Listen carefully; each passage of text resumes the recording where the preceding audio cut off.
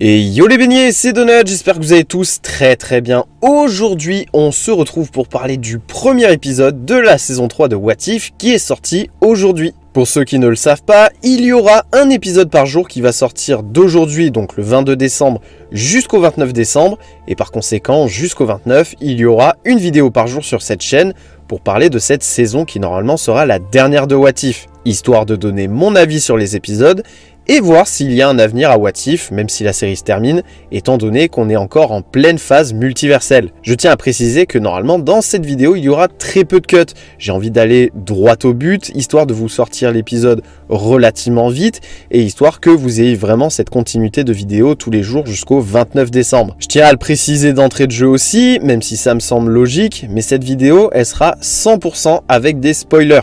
Donc si t'es pas à jour sur What If ou que tu ne veux rien savoir à ce sujet, quitte la vidéo dès à présent et n'hésite pas à revenir quand tu seras à jour. Avant toute chose, pour vous donner un petit peu de contexte, j'avais bien apprécié la saison 1 de What If. C'est une série de comics que j'aime bien de base chez Marvel et j'étais content de voir que le MCU souhaitait adapter tout ça à l'écran.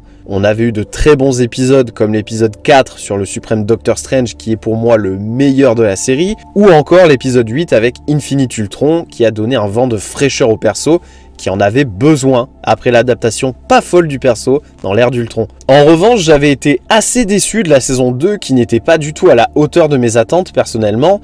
Il y avait quelques épisodes sympas mais c'était très décousu et j'ai pas du tout aimé la finalité avec Strange qui redevient méchant alors qu'il avait une sorte de rédemption à la fin de la saison 1. Du coup, je vais pas vous mentir, je n'attendais pas spécialement cette saison 3 de peur qu'il nous fasse du réchauffé. Heureusement, de ce qu'on a vu dans les trailers, nous allons avoir le conseil des Watchers.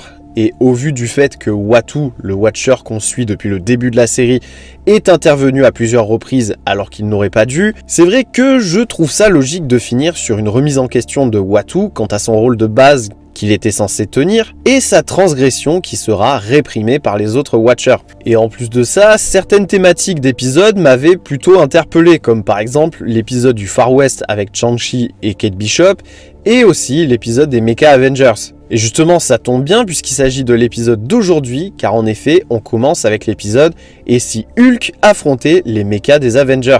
Alors du coup, qu'est-ce que j'ai pensé de ce premier épisode de la saison 3 ? Eh bah écoutez, même si c'est vraiment pas l'épisode du siècle, j'ai plutôt bien kiffé et passé un bon moment devant. Faut savoir que moi de base, je suis fan de toute cette partie de la pop culture avec tout ce qui est Power Rangers, Gundam, Voltron, les Kaiju, etc.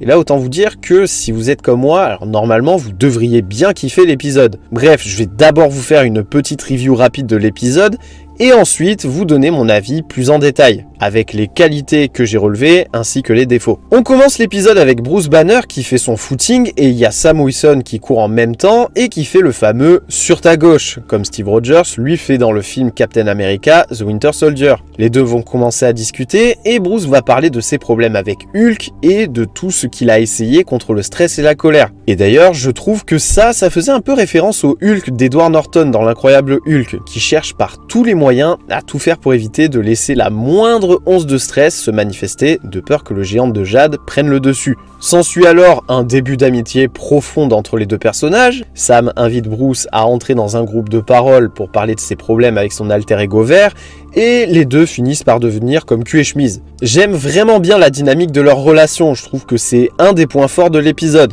Faut savoir que de base, moi, je suis pas du tout un grand fan des personnages de Sam Wilson et du Hulk de Mark Ruffalo, que j'aimais bien au début, mais vraiment plus maintenant. Mais là, pour le coup, je trouve que l'alchimie entre les deux fonctionne plutôt bien. Bref, les deux font une sortie en bateau, malheureusement une tempête éclate et Bruce se retrouve propulsé, ce qui fait ressortir Hulk qui commence à taper une crise sur le bateau. Sam va alors tenter de le calmer, mais Bruce, qui reprend légèrement le contrôle, est tétanisé par ses actions, encore une fois, et va s'enfuir. C'est alors que Bruce va décider d'utiliser les rayons gamma pour éliminer le Hulk en lui. Malheureusement, ça aura pour effet de séparer Bruce et Hulk, qui va devenir une sorte d'énorme kaiju qui se fera appeler Apex et qui en produira en abondance qui ravageront la planète. Bon, ça fait un peu tiré par les cheveux, mais après tout, comme il y a toujours des délires autour de la radioactivité avec les kaiju, j'ai envie de dire, pourquoi pas. Par conséquent, les Avengers auront alors pour les affronter des mechas dans le but de repousser la menace. Malheureusement, les Avengers principaux mourront à la suite de cet affrontement. C'est ainsi qu'une nouvelle génération de héros composée de Sam Wilson,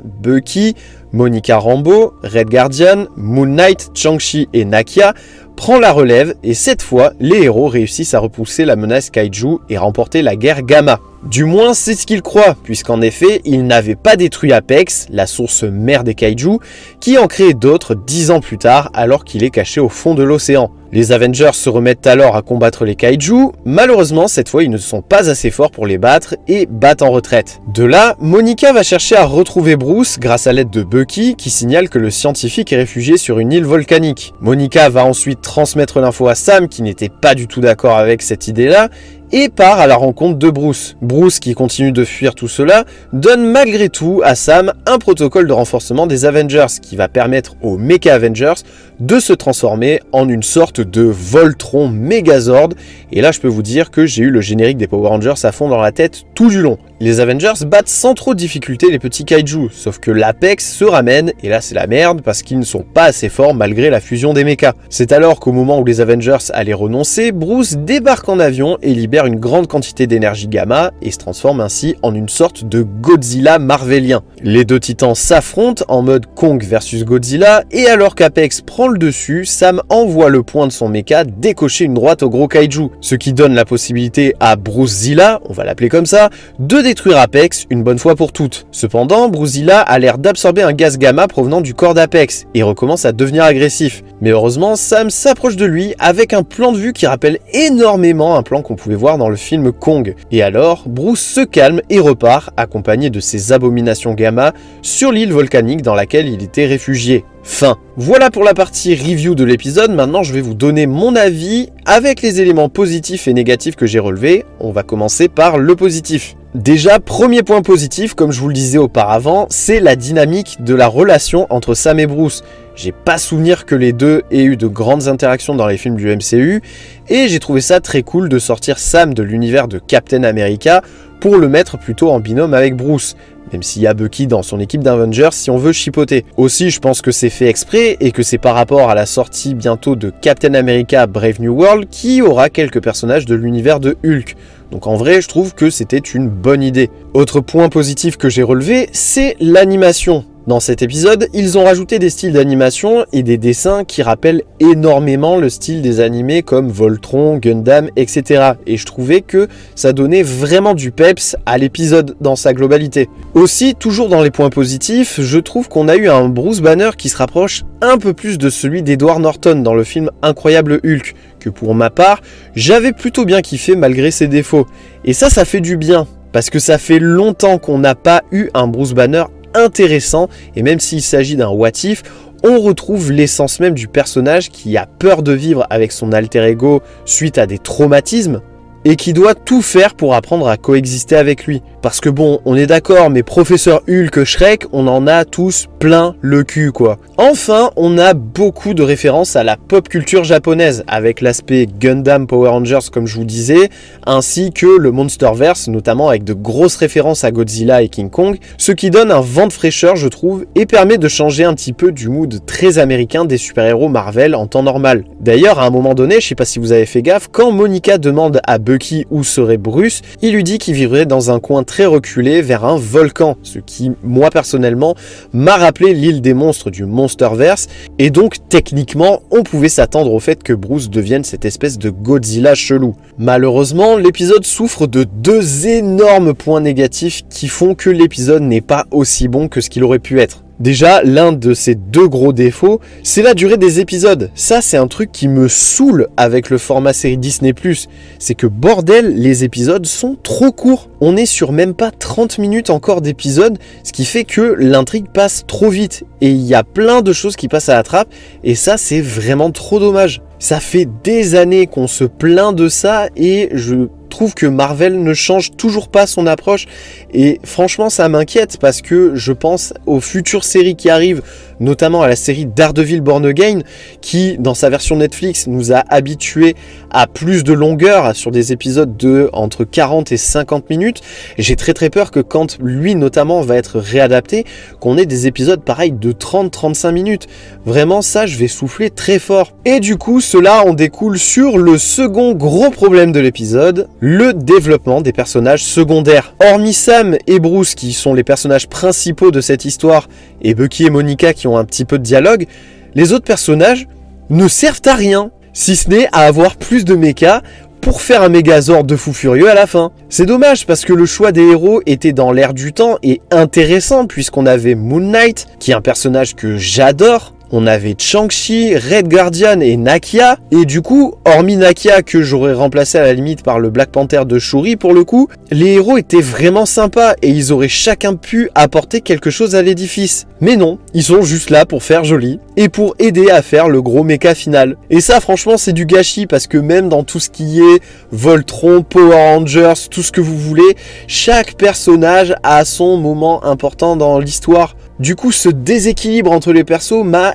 énormément gêné, mais encore une fois, ça dépend bien évidemment de la durée de l'épisode qui, je le redis, est carrément trop courte. Bref, vous l'aurez compris, pour moi ça reste quand même un bon épisode dans l'ensemble. Personnellement, je me suis pas du tout ennuyé devant, au contraire, j'ai passé un bon moment. J'ai kiffé retrouver des éléments d'univers de la pop culture que j'adore.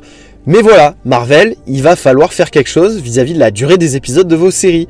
Parce que là, vraiment, je le redis encore une fois, mais ça me fait peur. J'ai trop peur pour Daredevil Born Again, je vous jure. Bon, même pour les autres séries, mais celle-là particulièrement, parce que Daredevil, c'est ma série préférée de super-héros, vraiment, genre chez Marvel. C'est pour moi la meilleure série. Et j'ai peur de ce qu'ils vont faire dans Born Again. Et puis même, il y a plein de séries qui ont été desservies justement vis-à-vis de la longueur de leurs épisodes. Donc s'il vous plaît, Marvel, faites un putain d'effort. Mais quand même, j'espère tout de même qu'à la fin de la saison, on retrouvera les Mecha Avengers parce que, mine de rien, j'ai kiffé le concept et j'espère que ça fera pas comme la saison 2 où il y avait des histoires intéressantes et qu'au final, les personnages qui ont été le plus mis en avant, c'était Captain Carter encore une fois et Kaori. Alors après voilà, même si Kaori était un super personnage, il y avait plein d'intrigues super sympas. Il y avait notamment la Nebula du premier épisode qui aurait pu être cool dans l'histoire de What If saison 2 et au final plus rien. Voilà, donc j'espère vraiment qu'ils vont pas faire cette connerie là, qu'ils vont plus reprendre l'essence de la saison 1 de What If qui pour moi avait été vraiment bonne, parce que s'ils me font de la merde comme dans la saison 2, si ce n'est pire, là par contre je vais râler très fort. Bref, voilà les beignets pour cette review de l'épisode 1 de la saison 3 de What If. J'espère que ça vous aura plu.